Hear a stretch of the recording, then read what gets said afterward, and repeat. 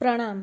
दान की ताकत क्या होती है, ये हम जानेंगे सबसे अमीर आदमी के अनुभव से इस वीडियो में। जॉन डी रॉकफेलर दुनिया के सबसे अमीर आदमी और पहले अरबपति। 25 साल की उम्र में वे अमेरिका में सबसे बड़ी तेल रिफाइनरी में से एक के मालिक बने और 31 साल की उम्र में वे दुनिया के सबसे बड़े तेल रिफाइनर बन गए। 38 साल की उम्र में उन्होंने यूएस में 90% रिफाइंड ऑयल की कमान संभाल ली और 50 साल की उम्र तक वह देश के सबसे अमीर व्यक्ति हो गए थे। जब उनकी मृत्यु हुई तो वह दुनिया के सबसे अमीर आदमी थे। एक युवा के रूप में वे अपने प्रत्येक निर्णय, दृष्टिकोण और रिश्ते को अपनी व्यक्तिगत शक्ति और धन को बढ़ाने में लगाते थे।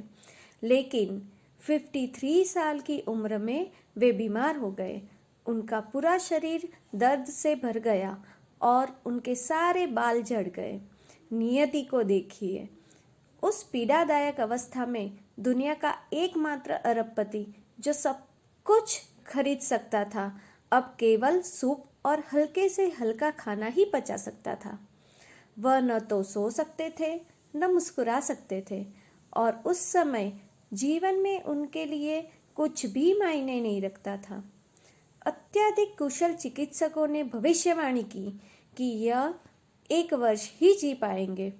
उनका वह साल बहुत धीरे धीरे और बहुत पीड़ा से गुजर रहा था। जब वह मृत्यु के करीब पहुंच रहे थे, एक सुबह उन्हें एहसास हुआ कि वह अपनी संपत्ति में से कुछ भी अपने साथ अगली दुनिया में नहीं ले जा सकते। जो व्यक्ति पूरे व्यापार की दुनिया को नियंत्रित कर सकता था, उसे अचानक एहसास हुआ कि उसका अपना जीवन ही उसके नियंत्रण में नहीं है। उनके पास एक ही विकल्प बचा था। उन्होंने अपने वकीलों, अकाउंटेंट और प्रबंधकों को बुलाया और घोषणा की कि वह अपनी संपत्ति को अस्पतालों में, अनुसंधान के कार्यों में और धर्मदान के कार्यों के लिए उपयोग में लेना चाहते हैं। जॉन डी रॉकफेलर ने अपने फाउंडेशन की स्थापना की। इस नई दिशा में उनके फाउंडेशन के अंतर्गत पेनिसिलिन की खोज हुई। मलेरिया, तपेदिक और डिप्थीरिया का इलाज ढूंढा गया। लेकिन शायद रॉकफेलर की कहानी का सबसे आश्चर्यजनक हिस्सा यह है कि जिस क्षण उन्होंने अपनी कमाई का हिस्सा धर्मार्थ देना शुरू किया, उसके शरीर की हालत आश्चर्यजनक रूप से बेहतर होती गई। एक समय ऐसा लग रहा था कि वह 53 साल की उम्र तक ही जी पाएंगे, लेकिन वे 98 साल तक जीवित रहे। रॉकफेलर ने कृतज्ञता सीखी और अपनी अधिकांश संपत्ति समाज को वापस कर दी और ऐसा करने से वह न केवल ठीक हो गए बल्कि एक परिपूर्णता का एहसास में भर गए। उन्होंने बेहतर होने और परिपूर्ण होने का तरीका खोज लिया।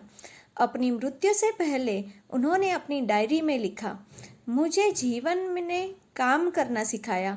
मेरा जीवन एक लंबी सुखद यात्रा है।